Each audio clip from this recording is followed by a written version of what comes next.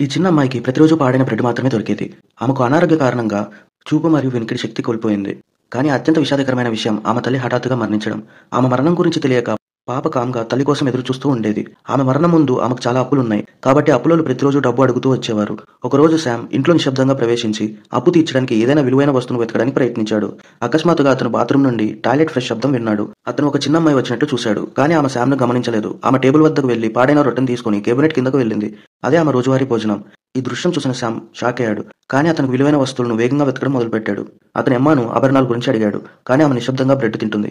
ఆ తర్వాత శామ్‌కు ఆమె వినికిడి మరియు మాట్లాడే సామర్థ్యం లేదని తెలిసింది. దుఃఖంతో అతను ఎమ్మా తండ్రిని సంప్రదించడానికి ప్రయత్నించాడు. కానీ అతను కోపంగా రిప్లై ఇచ్చాడు. అలసిపోయిన శామ్ ఒక సిగరెట్‌ను వెలిగించాడు. ఆ వాసన ఎమ్మాకు తన తల్లిని గుర్తు చేసింది. ఆమె సంతోషంగా కేబినెట్ నుంచి బయటకు వచ్చి నేలను తట్టడం మొదలుపెట్టింది. శామ్ ఆశ్చర్యపోయి అతను కూడా తట్టాడు. ఎమ్మా అతని స్పందనను గుర్తించి శామ్‌ను హగ్ చేసుకుంది. కానీ అతని ముఖాన్ని తాకినప్పుడు అతను ఆమె తల్లి కాదని తెలిసింది.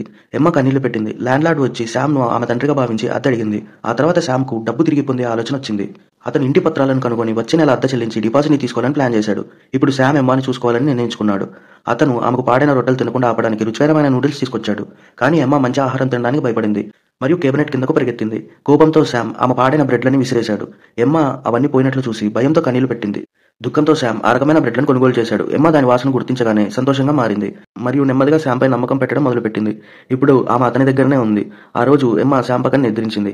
ఆమెకు అతను ఆమె తల్లి కాదని తెలిసినా ఆమెకెవరో ఒకరి ప్రేమ అవసరం ఉంది. ఆ దృశ్యం చూసిన శామ్ హృదయం కరిగిపోయింది.